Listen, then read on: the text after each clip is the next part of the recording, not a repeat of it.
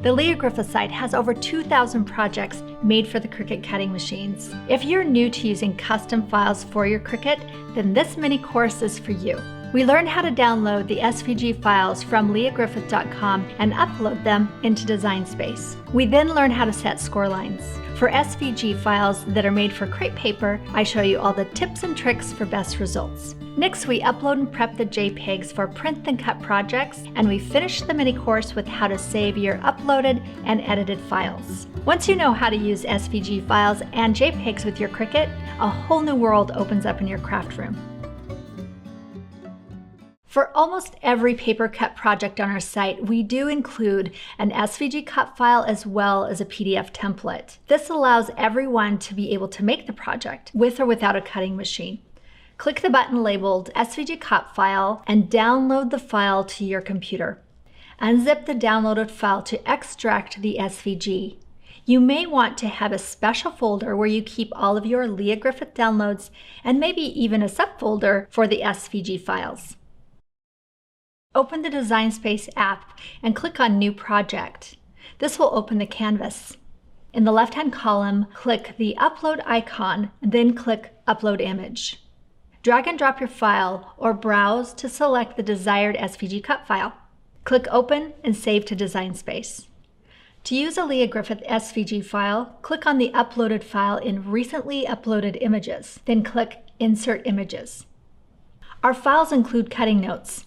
Once read, they can be hidden or deleted by clicking the eye icon or selecting the layer and clicking the trash icon in the Layers panel.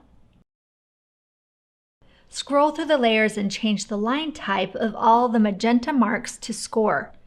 Note that as the software is updated, often the magenta lines appear black once placed on the canvas, so refer to the project's PDF template for more details. This is an important step for avoiding unwanted cuts.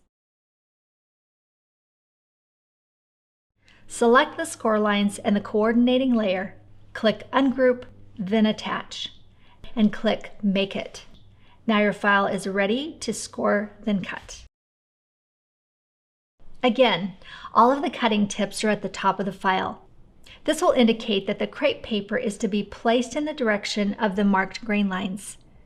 Do not move or rotate any of the pieces as they are set up for the proper grain line direction.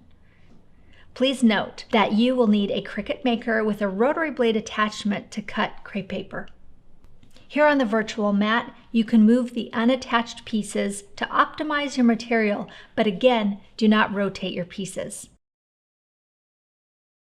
The Leah Griffith site has a growing number of new and updated older projects that offer the JPEG download for the Print Then Cut option. Click the download bar labeled Print Then Cut. This will open the file in a browser window and you can drag or save onto your computer. To upload the file into Design Space, click the Upload Image button, then drag and drop or browse to select the desired JPEG file.